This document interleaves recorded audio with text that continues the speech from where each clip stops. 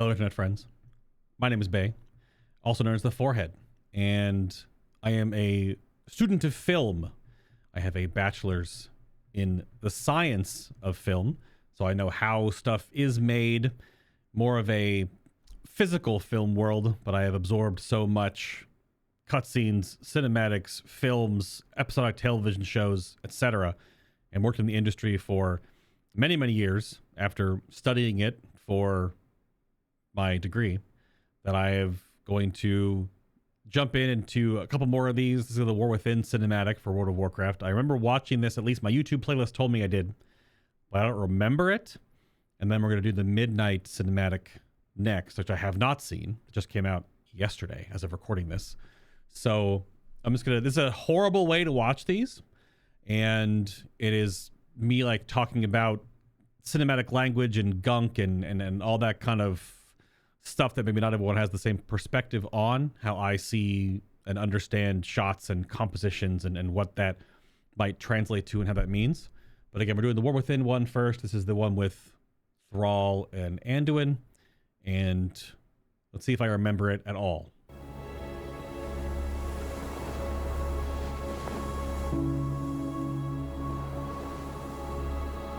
Just a simple rack focus. Extreme close-ups, showing off that beard tech. This is one of the biggest things in cinema is skin and hair. There was a huge in recent years how hair simulations have become. Now I don't know, this is still the Warcraft team at Blizzard that does this stuff, so I don't know all the different programs they're using. I would imagine the same ones that get used on Marvel films, just on a smaller scale. But you can see his lips are chapped. That's crazy.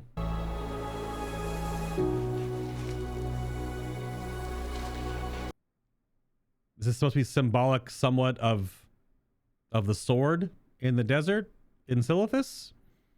A little bit, maybe? The rust and grime on the armor? That's nuts. World Soul. Anduin. Yeah.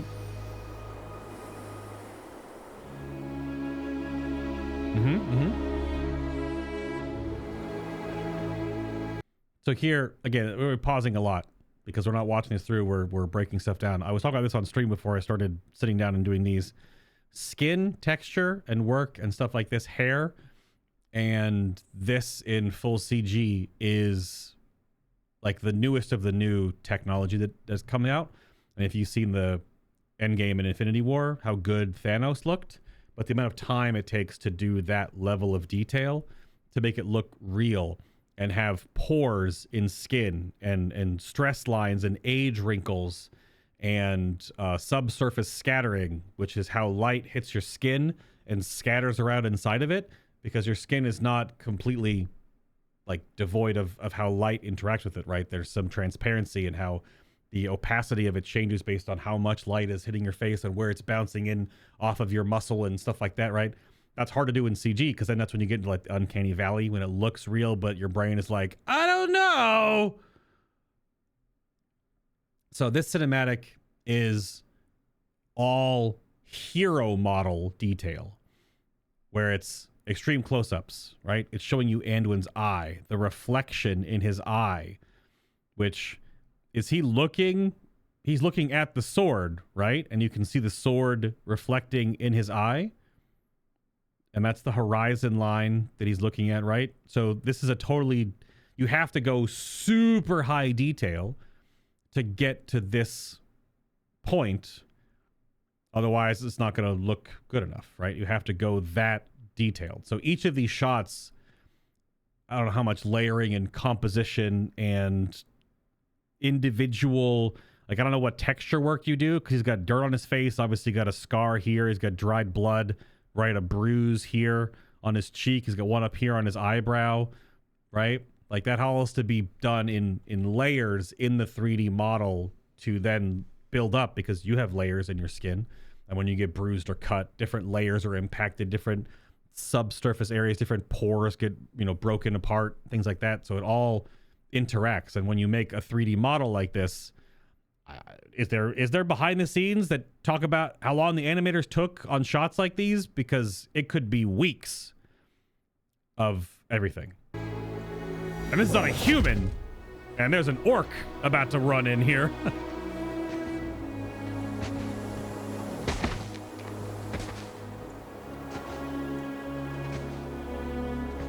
Even how the lips, when you part your lips, they don't just go bah, like you're not a Muppet, right? They just go bah.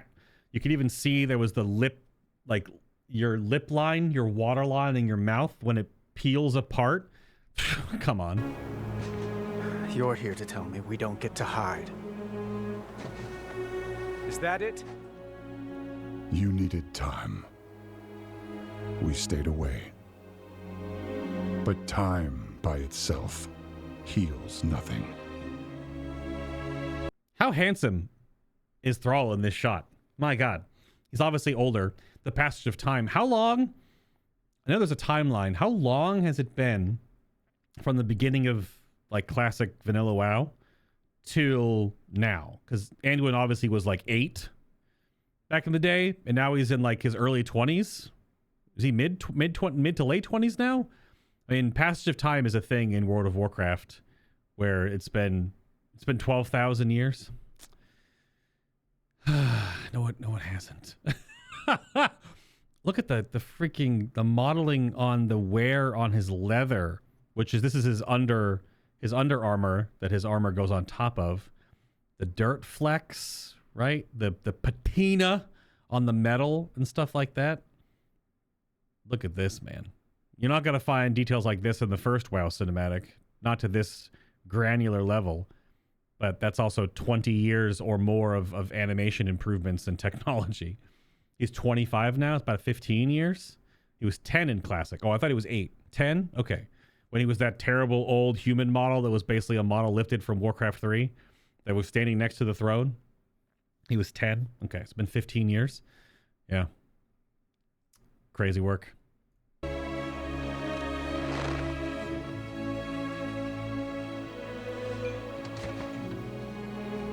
You didn't just come here for me. It's the visions.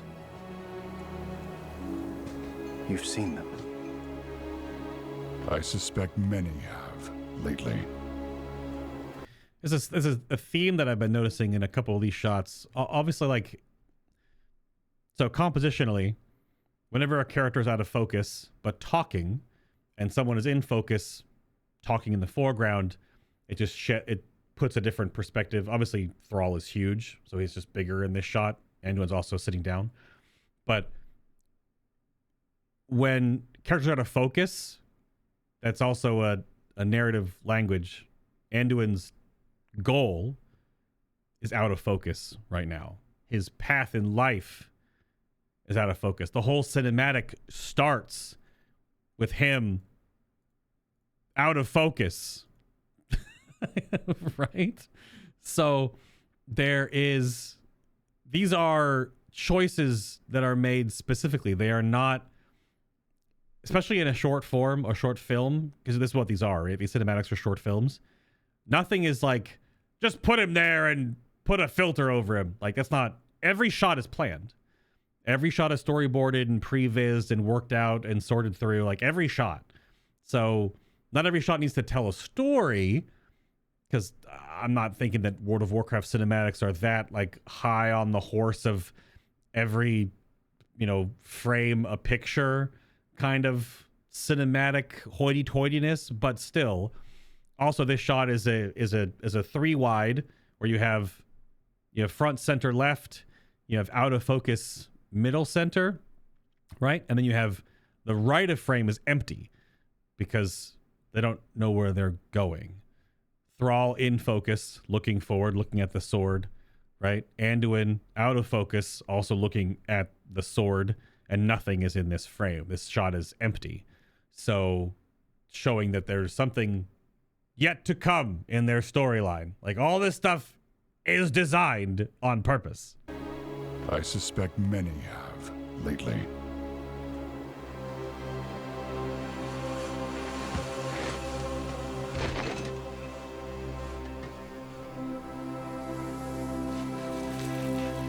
Something, someone is calling out from the heart of the world, Yes. like a voice from a dream.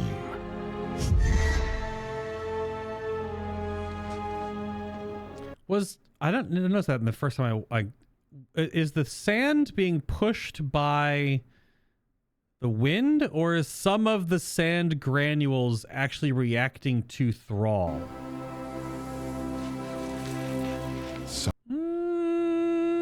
Also, look at this boy's fingernails. The layering on the knuckles. Look down at the knuckles on your hands. You may have like smooth hands, lotioned up, whatever, take care of yourself, skincare, but like your knuckles, like the detail in the under part of it, the chipped, the skin, gosh dang. These are all hero models, what I was saying before, because they're all in extreme close-ups. So they're all on that same level of like Thanos, where all the close shots of Thanos in Endgame and Infinity War have to be as detailed as a picture of the human face. They're still not going to be all the way there. We're probably still a little bit away from that totally digitally. But yeah, I don't know. Is the sand moving because of the wind? Or is it supposed to be a bit of a little bit of it is interacting? Because I don't think, because Thrall still doesn't have like an elemental connection. Something, someone is calling out from the heart.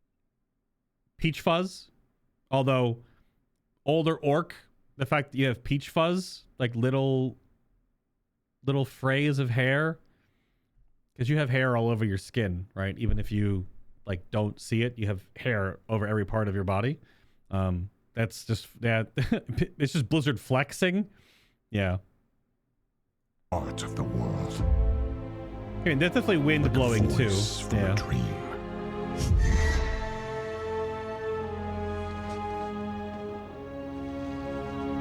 Something dark.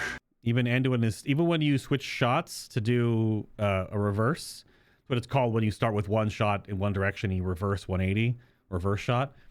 Anduin's still out of focus here until the rack focus hits him, I'm assuming. Is coming, Anduin. The world needs your light. So it again. has to cut shots to put him in focus. My son. This is Shadowlands. We don't speak of Shadowlands here.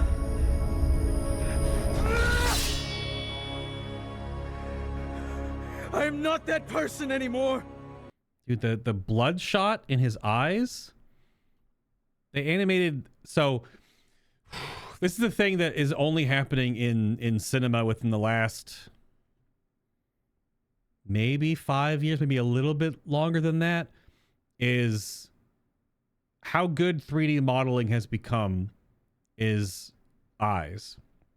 Eyes and skin, right? Hair. We went over this earlier, hair follicles. Like each individual hair follicle having its own existence and not just being a copy paste texture pass or whatever like that. Each hair, goes this way, that way, whatever. Even the modeling on Anduin's teeth aren't perfect, which they shouldn't be. They're in a medieval world. I don't think they have dental care like we have in the modern age. So he would have funky teeth. But eyeballs is crazy. I watched, I think Corridor Crew. They do a lot of VFX reacting and breaking down and stuff like that. It's phenomenal if you love this kind of stuff. And in Avatar, the first Avatar by James Cameron, that pushed VFX forward a lot. But the newest ones are crazy. And the big improvements they've made is how you can, the layering on digital models has improved so much in the past 5-ish years. Eyeballs are one of them, where it's so many different layers, like a jawbreaker of flesh and veins and muscle structure and all this stuff that builds to make an eyeball. Because his eyeball was bloodshot, he's stressed, clearly, probably hasn't slept very well, so he's fatigued. So when you get like the red veins shooting into your eyes, right, from that stress level, that fatigue, that exhaustion, you can do that now. Even if you barely see it in some scenes, it helps. That's what human eyes look like if it's a live action film, and making that in 3D cinematically is only now really becoming like a, oh, okay, because those are the things that bring life to your animations. If it's not like a cartoon, right? Cartoon's not going to have this, right? They'll have like the light of the soul, the little light in your eye. That's what the shine and how your light reflects light, you know, an eye. Even over here, you can see a little bit of it, a tiny little bit over here. So, but this stuff is crazy, and the tech that is evolved with how skin is layered, how eyeballs are layered, muscle layering. So when Anduin talks, like his smile lines and wrinkles and cheek lines all react. That's crazy. That's what I'm saying. I don't know what all the different tech that Blizzard has for these, and this cinematic at this present moment is still maybe even close to 3 years old at this point, 2-ish, 2.5, 2-3 years, because these are made well before they're launched. So like the Midnight one, which we'll get to next, may have been done a year ago, right? Depending on the timeline. It could have been done like a week ago. We don't know that. We never probably gonna know, but I have no light. Not after what I've seen. also parallels between Anduin losing the light because of what he did and what he saw, because of his events in Shadowlands, and Thrall sitting here looking like, you think I haven't been through this before, boy? Obviously, it's a sad, he's down, he's got somber eyes, his soft. They're not like hard, stern eyes, they're soft eyes. Because Thrall went through this. Thrall lost the elements because of what he did to Garrosh. So these two characters having this conversation is also poignant, because now Anduin is going through something that Thrall has already been through.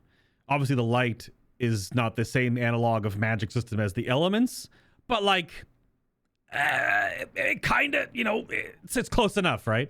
Seen. Also, do the things on Thrall's hair look like party poppers? Like the things you go like, psh. Sorry. Not after what I've done.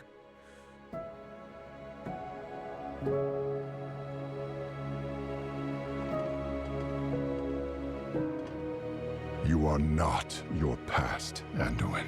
Dude, the water line. The water line. The fact that you can well up tears that are that subtle, and that they have a different reflection point because the water in your eye is different than tear. That's I guess it's the salinity that changes the binding properties of the water in your eyeballs that make tears versus the actual wetness of the whole eyeball ocular blob in your face. That stuff's crazy. And again, I don't need to keep going over like the texture in detail, but I don't know how much I would love some behind the scenes to know all the different texture work and detail that goes into the stuff now versus cinematics, you know, even 10 to 20 years ago. Because if you take a screenshot of Thrall here and look at facial textures and armor work and hair, right? And I just gushed about the whole water line in his eye welling up. And look back at the Wrath of the Lich King cinematic with just how Arthas looked. Arthas looks pretty good, but his armor doesn't look as good as this, which is just that right there. A snapshot shows you how far this medium has evolved.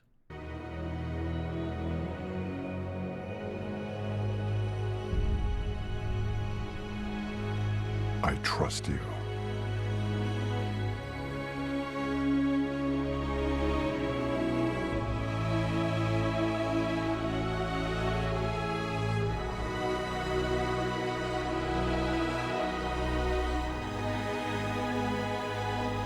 I will say, sadly, the Anduin story in War Within is pretty good. It's all the stuff at Hollowfall with Freeran. Sorry, Farron, not Freeran. One's an elf and one is a half elf. Also, one is an anime character and one is a WoW character. It was pretty good, but maybe, obviously it's not done because it was just only the Hollowfall story, and you help Anduin and he gets some of the light back through the stress of that campaign storyline. But then you just kind of like, okay, bye, Anduin, and we haven't seen him in like a year. So like,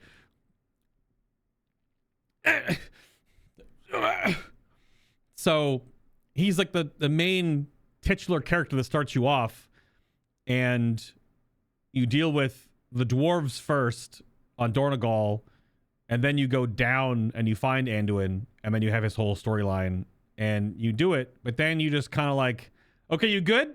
All right. See you later. And you just leave.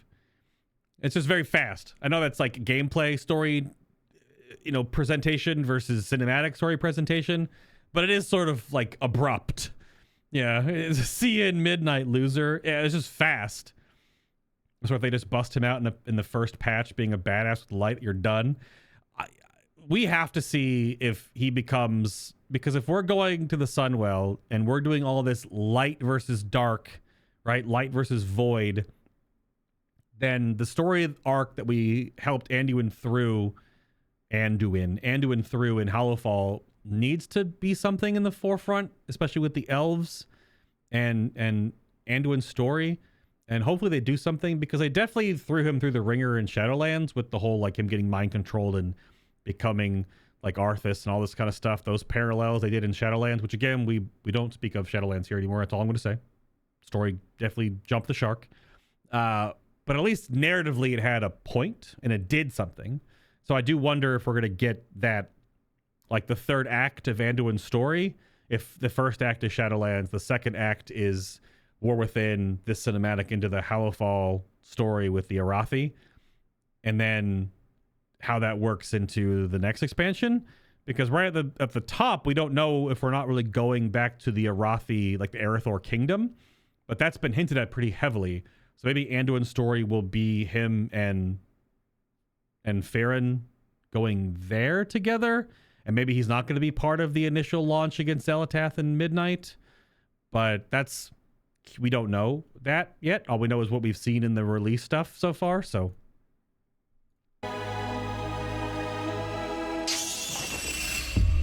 Hear me. ow. They're getting worse.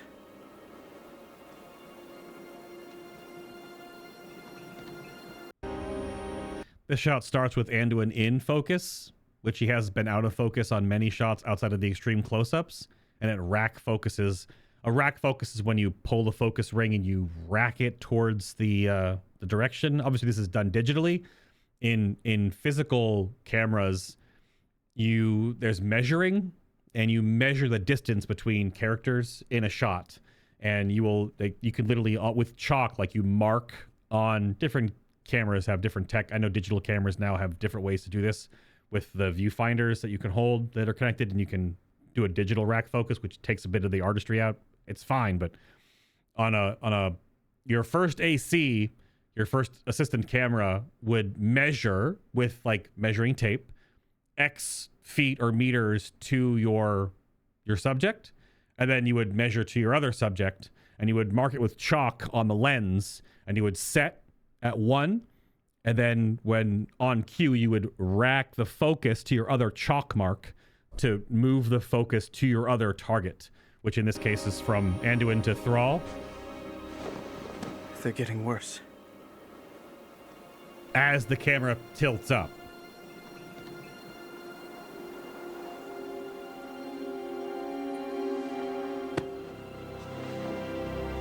Look. Confident eyes, not that the emotional journey that Anduin goes through in this 4 minutes is pretty wild. But all he needed in his running away journey after he disappears after Shadowlands until the War Within, because did we even get any Anduin story in Dragonflight at all?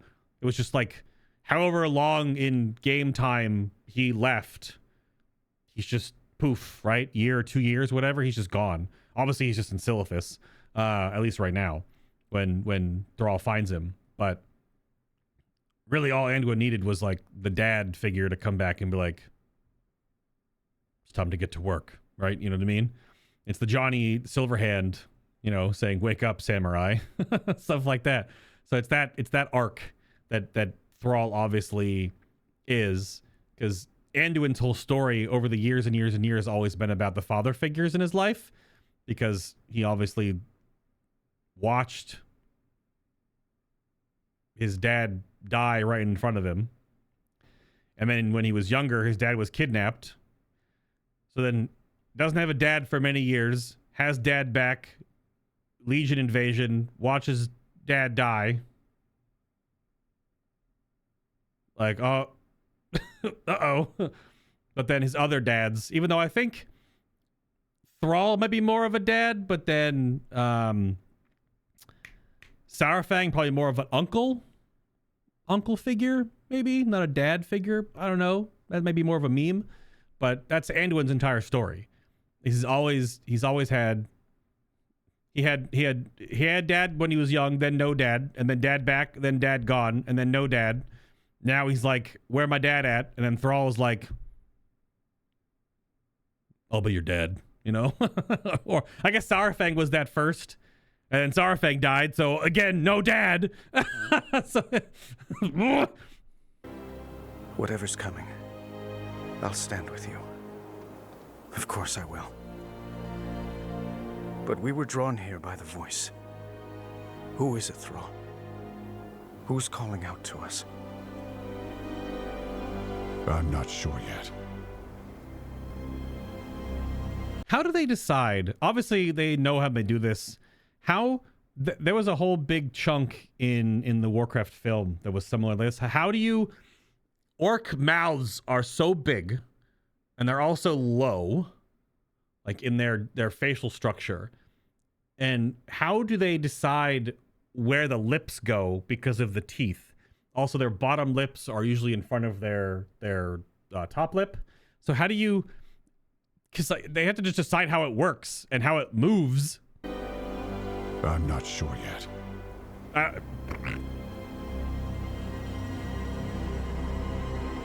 But that sword was aimed at someone.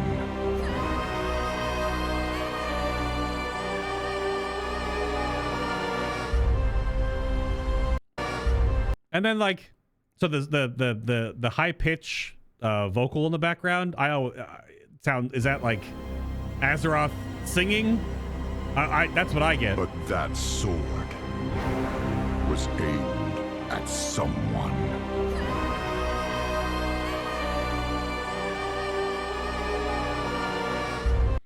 Like that's what I get. That vocal sting of what sounds like a female vocalist sounds like Azeroth yelling. And then we get War Within, and then like it's a setup, but the cinematic for the War Within shows the freaking sword in Silithus. And then has anything in the War Within been about the sword? Tier 1 was about dwarves and the Diamond King and spiders. Tier 2 was about goblins and Xalatath's feet. Sorry, Xalatath's feet's over all three tiers. And then the third tier, which we're in now, is the Void and Dimensius. Nothing to do with this damn sword. And so far, the start of Midnight that we've seen posted is all about Quel'Thalas, Quel'Danas, the Sunwell, Light versus Void. No sword! Dude, they're going to string us along, and the whole sword plot line won't be until the third tier of The Last Titan. Watch. It's going to be... It's a whole 3 expansions apart, basically, from this cinematic until the third tier of The Last Titan. Then it'll be about the sword. All of it will be set up and world building for this damn sword. I don't know. Maybe. I mean, the last bit of sword story we got was Legion, where we used our legendaries to zoop the power out of it, right? Suck it up, which are artifacts, to stop the sword from doing whatever it was doing. So this is the most replayed part of this video, and damn sword though. I don't know. I don't know if I have anything else to say about this. I think it's a great, simple, very hero character oriented. It's a short story between two characters that have similar journeys. because Thrall lost the elemental connection, left. Saurfang went and got him, which is also a little bit of a subtle that Saurfang went and got Thrall to bring Thrall back into the fight. And then when Saurfang dies, Thrall sees a similar break that he had in Anduin when Anduin became the Arthas analog in Shadowlands and became the, you know, Dark Knight thing, whatever.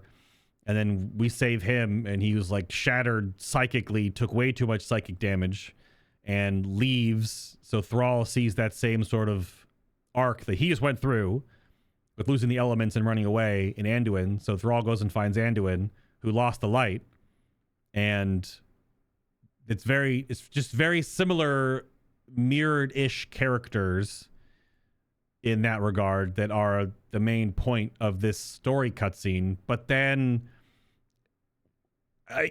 it's still weird. It's a great marketing hook, but also like there's like no sword story in all of War Within.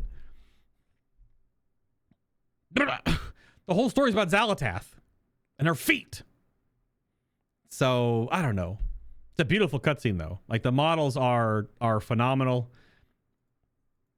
Just insane. I could go back on like little like micro animations, because even in this shot, because of how they changed the focus, that you can see the incredible, very, very, very small focus ring around his eye that moves in, if I frame by frame, because it follows his mouth comes into focus a little bit, and then it moves up to his eye. That's what you're supposed to focus on, is watching the emotion as his mouth moves out of frame. It's all about his eye. I could analyze like the tiny details on the story beats that they've put in, because those are all have to be, because you're putting this much work into this character model and all this stuff drops out of frame. It has to be on purpose enough, because then when his mouth comes back in, he's doing like the anime gritting teeth moment, which is just like it's anger, but his mouth is down turning and his eyes are like regretful and just sad and frustrated, and he closes and he dips out of frame again. Like all these little things in how body language is portrayed, which I don't know if it's all just animated by the hand animation or if it's motion captured then going, I don't know. I don't know how much of it is directed versus artistically inspired, and unless we get like a physical behind the scenes about it, we won't really ever know that. Obviously the shaking Charlemagne hand going on here, so, which again, the freaking texture detail on this is absolutely nuts. How the light bounces in on this side of the gem, and you can see it illuminate, because the light would bounce in at an angle. It would come in at this angle, and it would bounce into the bottom and then out the side here, because of how reflection and refraction works. It's just crazy good. Tiny little details, all the different little chip marks. Absolutely nuts. Again, the glove work, where you see his gloves are fraying at the seam. Obviously the most worked part of a glove. Just stuff like that. It's just the tiny little push of the leather. Boop, boop, boop, boop, boop, boop, boop. You know, it's a crazy good cinematic. It's very good. The details are absolutely bonkers. Looks great. Good story. Good parallels. What sword? Sargeras is going to come back and grab his sword. He might, when he comes back after being talked to by Illidan, when he's been in timeout all these years. Illidan will come back and him and Sargeras will be buddy buds. Sargeras would have been shrunk back down to like normal or Titan size. And then he'll like jump onto his sword and like stand on it like this and be like, Azeroth, I fight with you. And then he'll like grab his sword, and then it'll like shake and blah, blah, blah, blah, then magical goo, and it'll like shrink down into his hand, and it'll fall down into a hero pose and be like, for Azeroth. But it'll be like the last Titan. Maybe he's the last Titan. Oh shit. I don't know. I have no goddamn idea. Who knows? That's it. I don't know. I got nothing else. That's the War Within cinematic, the Midnight cinematic, and will be next. Thank you for watching. If you did live or on YouTube, there we go. That's all the 4 has to say about that. I'll keep rambling about whatever. So get out of here. Go Go hydrate or something.